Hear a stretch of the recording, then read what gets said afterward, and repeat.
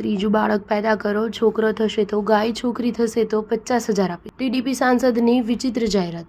આંધ્રપ્રદેશના મુખ્યમંત્રી ચંદ્રબાબુ નાયડુની રાજ્યના લોકોને વધુ બાળકો પેદા કરવાની અપીલને સમર્થન આપતા વિજયનગરમમાં તેલુગુ દેશમ પાર્ટીના સાંસદ કાલિશેટ્ટી અપ્પાલા નાયડુએ ત્રીજા બાળકના જન્મ પર મહિલાઓને ગિફ્ટ આપવાની જાહેરાત કરી છે.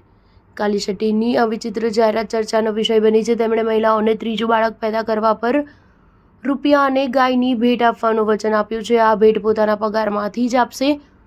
વડાપ્રધાન અને રાજ્યના મુખ્યમંત્રી દ્વારા વસ્તી વૃદ્ધિ માટે લેવાયેલા પગલાઓને સમર્થન આપતા સાંસદે આ નિર્ણય લીધો હોવાનું જણાવ્યું છે. સાંસદ કાલિશેટ્ટીએ જાહેરાત કરી કે જો ત્રીજું બાળક દીકરો થયો તો ગાય અને દીકરી થઈ તો 50,000 રોકડ ભેટ આપવામાં. આ રકમ મારા પગારમાંથી જ અપાશે. આંતરરાષ્ટ્રીય મહિલા દિવસ પર વિજયનગરમના રાજીવ સ્પોર્ટ્સ કમ્પાઉન્ડમાં આયોજિત એક બેઠકને સંબોધિત કરતા વિજયનગરમના સાંસદે જાહેરાત કરી હતી. જો કે કોઈ મહિલા ત્રીજા બાળકને જન્મ આપે છે તો દીકરી થવા પર 50,000 અને દીકરો થવા પર એક ગાય ભેટ સ્વરૂપે આપશે. આ જાહેરાત સોશિયલ મીડિયા પર પણ વાયરલ થઈ છે. ઘણા યુઝર્સે ટીખળ કરી છે કે બાળક સંભાળીશું કે ગાય. સ્ટાર ન્યૂઝ 7 હંમેશા સચ્ચાઈની સાથે.